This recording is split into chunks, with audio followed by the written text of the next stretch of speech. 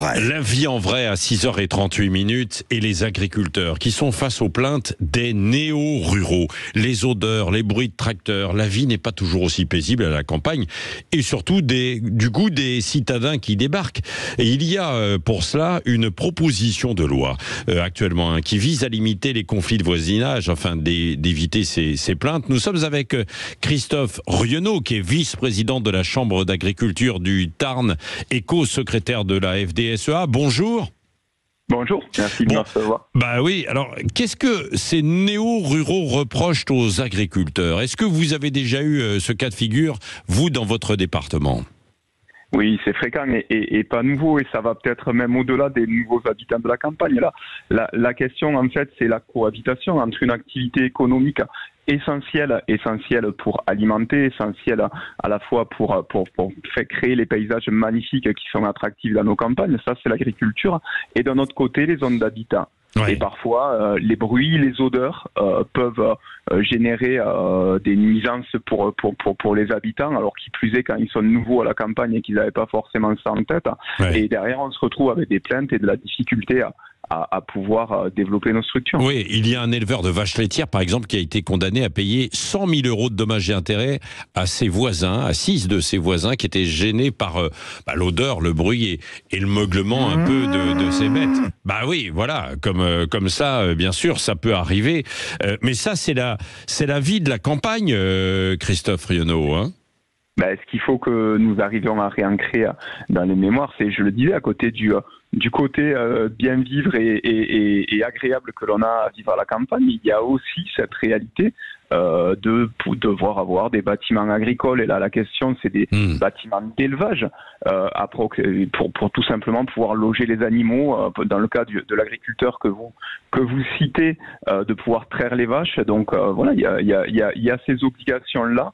Et pour effectivement que la loi protège un petit peu aussi ces installations. Oui, et puis les agriculteurs, est-ce qu'ils font aussi de leur côté un peu des efforts pour limiter ça? Je pense à l'épandage de lisier, par exemple, dans les champs. Évidemment, ça sent très fort.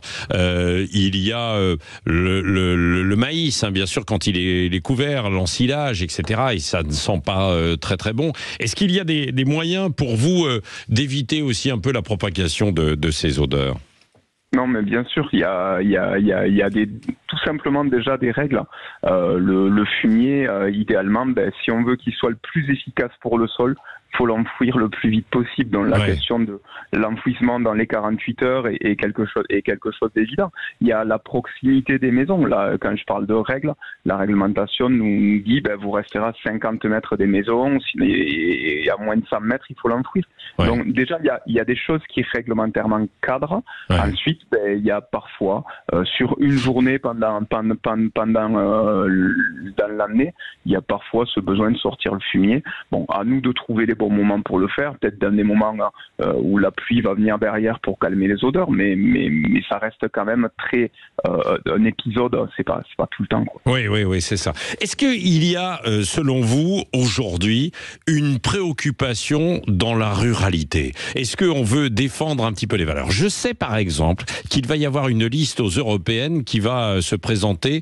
Je crois bien qu'elle va être d'ailleurs annoncée aujourd'hui pour défendre les valeurs de la ruralité. C'est menacé, Christophe Rienaud? On peut le ressentir parfois, que ce soit dans ce que l'on peut entendre dans la société, dans le paysage médiatique, où il me semble quand même que le fossé se creuse entre ce qui est la réalité de la campagne, ce qui est la réalité de l'environnement aussi, et ce que l'on peut imaginer quand on vit au quotidien dans des villes, et quand le seul regard finalement que l'on porte sur ce qui se passe un peu loin de chez nous se passe à travers un écran ou à travers ce que l'on voit sur les réseaux sociaux. Donc oui, effectivement, il faut recréer du lien et re-ramener finalement ce qu'est la réalité de la campagne. Je pense que c'est extrêmement important. Bah oui, c'est important parce que en plus les agriculteurs, on va terminer là-dessus, ne se sentent plus véritablement soutenus, sont critiqués par une partie de la population, alors que vous participez, j'allais dire, à la souveraineté en fait du pays, quoi. Hein. la souveraineté alimentaire, aussi parfois énergétique. On a un vrai rôle stratégique dans ce pays. Mais dans ce que vous dites sur le côté critiqué, je pense à cet agriculteur que vous citez qui va recevoir son jugement. Imaginez-vous seul contre tous. Le petit garçon dans la cour d'école que tout le monde regarde et pointe du doigt. Le sentiment que l'on ressent quand on a tous ses voisins, ses amis, les gens qu'on croise dans la vie qui se liguent contre toi pour te dire non mais toi ton activité elle pue, toi ton activité elle fait du bruit, il est quand même très très compliqué à vivre.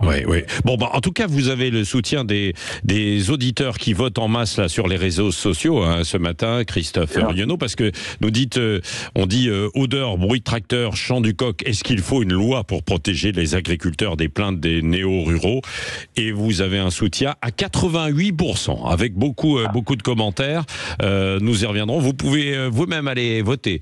Vous ne serez pas complètement neutre, cher Christophe Rionneau, donc vice-président de la Chambre d'agriculture du Tarn.